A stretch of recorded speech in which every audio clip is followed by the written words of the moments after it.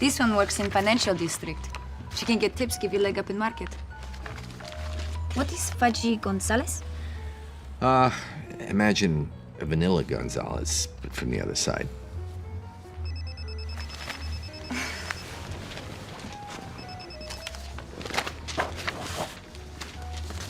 I'm about to make a decision, but there's still time for you to sneak under the wire.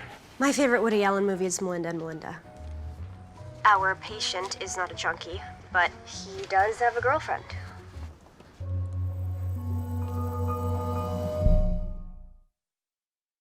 I call her my girlfriend because people understand that. If I explained it, they'd just think I was a weirdo. We're not here to judge anyone's fetish. I'm not a pervert. It's not like I'm more attracted to dolls than humans. So, you don't have sex with her? It's not just about that. Does the doll talk to you? I know she's not a real person. In a lot of ways, she's better than a person. I can tell her things and she won't argue with me or make fun of me. I come home every night and I know she'll be there waiting. So's your toaster. No one in the world has an emotional attachment to a toaster, but a lot of people are willing to spend $7,000 on women like Amy. Have you ever tried an actual... Yeah, I'm 35. I've been in relationships. None of them fulfilled me. And one day I saw this website and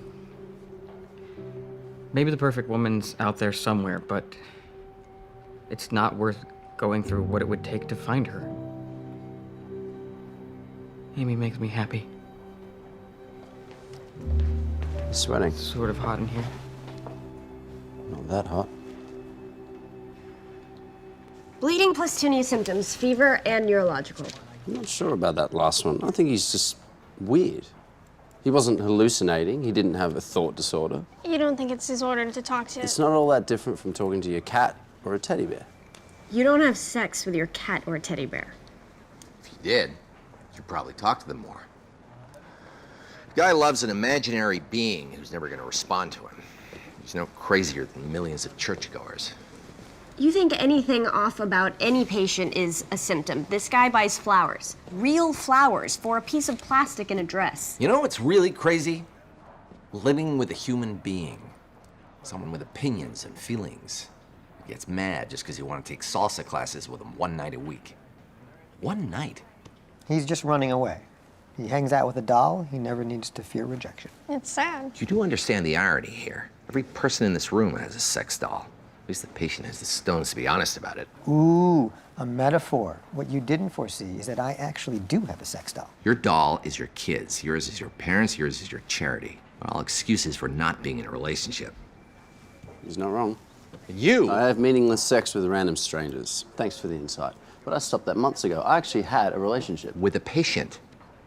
You just date whoever happens to cross your path. My dating is getting in the way of my dating? You don't go looking for the right person. You just shack up with whoever's in the room, and then you get surprised and or divorced when it doesn't work out. I'm surprised you haven't asked Adams out yet. For your information, I've got a date tonight. I'll be jamming with a cute guy in his band. You'll bail. He's right. The obvious solution is for me to hand my kids over to your parents. Can we stop trying to argue the premise and move on to figuring out why it is that you're all social morons? You do understand the irony here. You're mocking us for avoiding relationships, but you can't handle losing your doll. You're spending all this time and energy interviewing for a new one. You're right. That is stupid. What about the patient? Dude's banging a sex doll, festering cesspool of bodily fluids and associated bacteria. Swab her out and find out which one.